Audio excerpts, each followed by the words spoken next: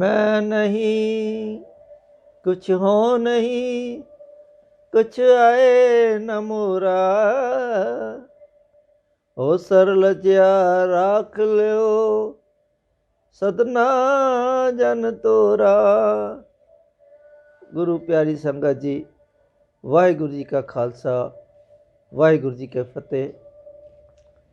जिस तरह जैसा कि आपको पता ही है कि गुरु तेग बहादुर जी का प्रकाश पर्व 1 अप्रैल को 2021 में आ रहा है और उसकी तैयारियां चल रही हैं। तो हम भी आज गुरु तेग बहादुर जी के जीवन पर जब उनको गुरियाई गद्दी मिलती है, गुरियाई गद्दी मिलने के पश्चात जो उन्होंने देश की धर्म संस्कृति को बचाने के लिए जो कार्य किए हैं उस पर भी रोशनी डालने की कोशिश करेंगे, उस पर भी अपने विचार रखें। जब मक्खन सार लुभाणा का जहाज समुद्र में डूब रहा था तो उसने जब रिक्वेस्ट की, प्रार्थना की कि गुरु जी मेरे जहाज़ को किनारे लगा दीजिए, तो मैं अपनी जितनी मेरी कमाई होगी उसमें से 500 मोहरें मैं आपको अर्पित करूँगा। एक तरफ तो ये उसने जहाज़ किनारे लग गया, आराम से किनारे लग गया।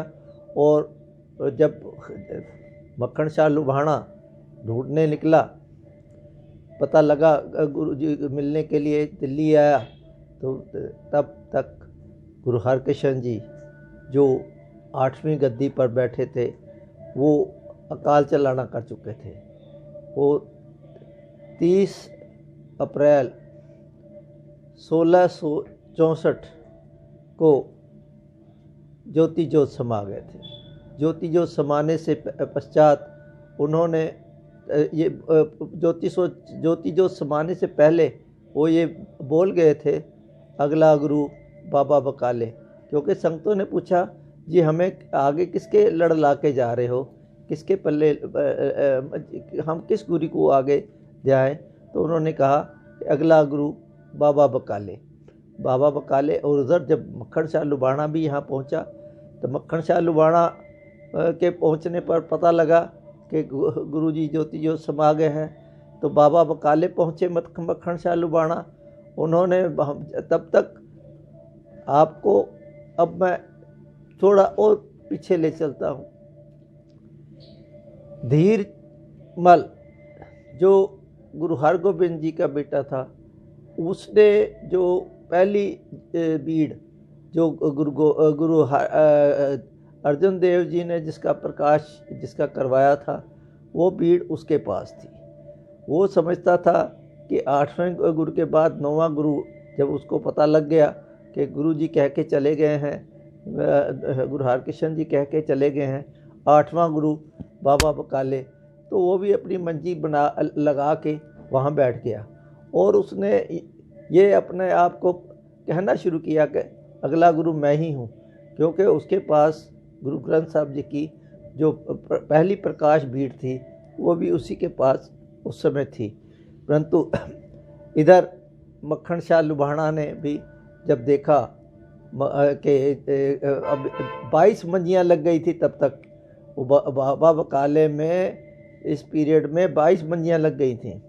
एक चीज़ और मैं आपको बताना चाहता हूँ कि गुरु जी ने जो ज्योति ज्योत समाने से पहले जो तिलक के लिए जो सामान दिया, वो सारा भाई कल्याणा जी के पास था। भाई कल्याणा जी वहाँ पहुँचते पहुँचते उन्होंने 4 महीने 11 दिन लगा दिए। यानी कि वो जब मक्खन शाह लुभाणा यहाँ आया और तब उनके साथ ही वो बाबा बकाले पहुँचे, और तब तक 4 महीने 11 दिन लेट हो चुके थे। अब गुरु तेग बहादुर जी को तो गुरु हरगोबिंद जी ने पहले ही एकांतवास के लिए भेज दिया था। उनको उनकी शादी छोटी उम्र में ही कर दी गई थी और उनको माता जी गुजरी जी के पास ही बाबा बकाले भेज दिया गया था। और 26 साल 9 महीने 13 दिन उन्होंने जो है वो एकांतवास किया। उसके पश्चात जब मक्खन शाह लुबाना वहाँ पहुँचा, उसने 5-5 मोहरे, क्योंकि उसको पता था कि मैं 500 मोहरे के सुख के आया हूँ, 5-5 मोहरे सबके आगे रखना शुरू किया। तो जब कोई भी उसमें किसी ने भी ये नहीं कहा कि भाई आपने 500 मोहरों का वादा किया है। तो जब सभी मंजियों के पास से निकल गए, तब उन्होंने पूछा कि और भी कोई गुरु है। तब उनको पता लगा कि एक भोरे में बैठे हुए एक और संत हैं, उनका पता लगा। तो माता नानकी जी से परमिशन लेकर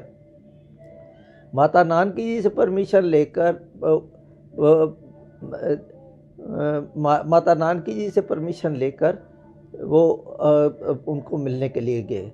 जब नीचे मिलने के लिए गए, भोरे में मिलने के लिए गए, तो 5 मोहरे जैसे ही रखी तो उन्होंने कहा, आपने तो भाई मक्खन शाह, आपने तो हमें तब तो जब आपका जहाज़ डोल रहा था तब आपने 500 मोहरों के लिए कहा था, और अब आप 5 मोहरे ही रख रहे हैं। बस ये सुनकर तो मक्खन शाह को और क्या चाहिए था, वो तो गुरु ढूंढ ही रहा था। उसने बोरे के ऊपर जाकर और चढ़कर बोलना शुरू किया, गुरु ला दो रे, गुरु ला दो रे, गुरु ला दो रे, गुरु ला दो। आज वहाँ पर ये 7 मंजिला बिल्डिंग बनी हुई है, 7 मंजिल ये ऊंचा मीनार बना हुआ है भोरा साहब वाला। इसी तरह जब ये मक्खन शाह लुबाना ने ये बोल दिया कि अगला गुरु बाबा बकाले के जो है वो अब मिल गए हैं, तो गुरु तेग बहादुर जी के लिए बोल दिया। तो माता नानकी जी ने तब वहाँ की संगत से कहा कि सिखों को बुलाइए। उधर से गुरु अंगद देव जी के पोतों को भी बुलाया गया, भाई कन्हैया जी को भी अमृतसर से बुलाया गया। और सभी जब यहाँ इकट्ठे हुए, और यहाँ इकट्ठे होने के पश्चात वहाँ पर 4 महीने 11 दिन, मतलब 11 अगस्त 1664 को गुरु तेग बहादुर जी को गुरियाई गद्दी पर बैठाया गया। और वहाँ पर सारी संगतें पहुँची। और ये एक बात और आपको बता देना चाहते हैं कि उसके जब गुरु तेग बहादुर जी एकांतवास में गए हुए थे, तो हरगोबिंद जी भी वहाँ चक्कर लगा के आए। और वहाँ के एक अनन्य सिख थे, वो बहुत ही गुरु जी को प्यार करते थे। उन्होंने कहा कि आप मेरे घर रुको, परंतु गुरु जी ने कहा कि समय आएगा मैं आकर आपके यहाँ बहुत देर रुकूंगा। माता गंगा जी, गुरु अर्जन देव जी के महल, वो भी वहीं पे रहे। और उनका भी अंतिम संस्कार वही ज्योति ज्योत वहीं समाए, और वहीं अंतिम संस्कार भी हुआ। और वहाँ पर उनकी याद में भी शीश महल गुरुद्वारा बना हुआ है। इधर गुरु तेग बहादुर जी को गुरियाई गद्दी पर जब बैठाया गया, तो वहाँ पर भी आज बहुत भव्य गुरुद्वारा दरबार साहब बना हुआ है। बहुत ही भव्य गुरुद्वारा दरबार साहब नाम से बना हुआ है, जहाँ पर गुरु तेग बहादुर जी को गुरियाई गद्दी की तिलक जो लगाया गुरु तेग बहादुर जी को, वो भाई बुड्ढा जी के वंशज भाई गुरतित्ता जी जो उनके वंशज थे, उन्होंने तिलक लगाकर गुरु तेग बहादुर जी को गुरियाई गद्दी पर बैठाया।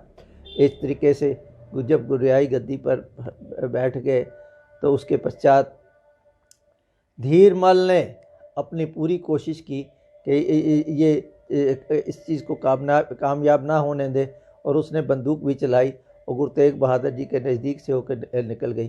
पर मक्खन शाह लुबाना ने तब भी उनको धीरमल को पकड़ के और गुरु जी के सामने पेश किया, और उनके आदमियों को भी पेश किया, परंतु गुरु जी ने सबको क्षमा कर दी। इस तरीके से गुरु तेग बहादुर जी की यहाँ पर तिलक हुआ, और गुरियाई गद्दी 9वीं गद्दी पे बैठे। यहीं पे अपनी वाणी को विराम देता हूँ। वाहिगुरु जी का खालसा, वाहिगुरु जी की फतेह।